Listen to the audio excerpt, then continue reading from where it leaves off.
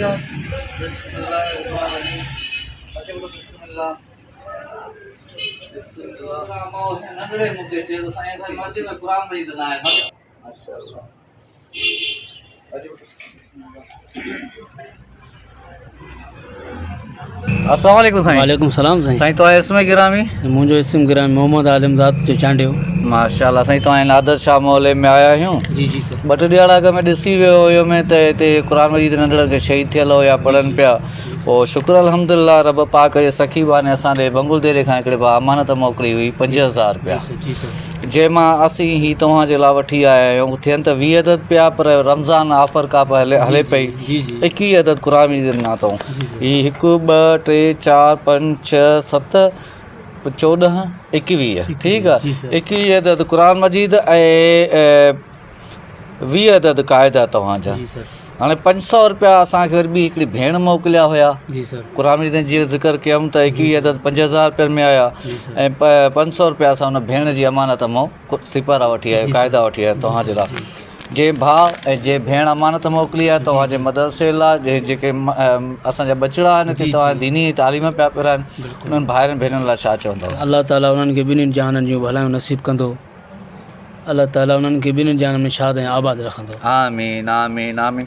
अच्छा हीअ जेके असांजा प्रोग्राम तव्हां ॾिसंदा हूंदव सुजाग न्यूज़ ते ख़ासि करे ग़रीबनि जी ख़िदमत पिया कयूं दीनी मदरसनि जी ख़िदमत पिया कयूं इहे कीअं पिया लॻनि? इहे माशाअल्लाह तमामु बहितरीनु तमामु अल्लाह ताला जल जलालो खे ख़िदमत इंसानियत जी ॾाढी पसंदि ईंदी आहे। बेशक बेशक।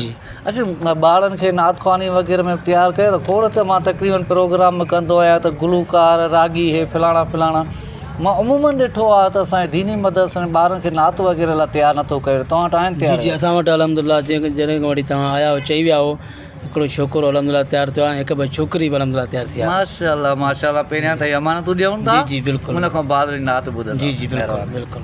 अस्सलाम वालेकुम बाबा। छा नालो आहे तव्हांजो? बिस्मा। कहिड़ी नात ॿुधाई अथव? मुझे मुस्तफ़ा ॿुधायो। मुझो मुस्तफ़ा पाक पधरो लखन में जिए गुल गुलाबी असोणो गोलन में जिए गुल गुलाबी असोणो गोलन में हशर वेल हूंदा सवेरा जराणा उनय में मोहम्मद परे खां ॿुधायो थोरो सॉरी कटिया थो मांखे।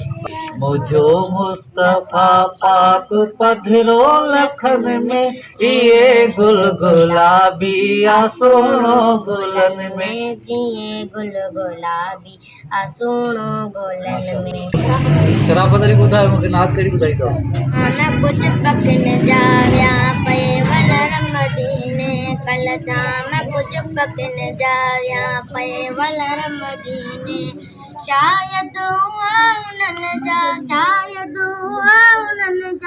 बचड़ा घर मदीने शायद उन्हनि जा बचड़ा घर मदीने कल शाम कुझु पकन जा या पे वलर मदीने। माशाअल्लाह। तेज आवाज़ में ॿुधायो। हमने आँखों से देखा नहीं है मगर हमने आँखों से देखा नहीं है मगर उनकी तस्वीर सीने में मौजूद है जिसने लाकर गला में इलाही दिया जिसने लाकर गला में इलाही दिया वो मोहम्मद मदीने में मौजूद है।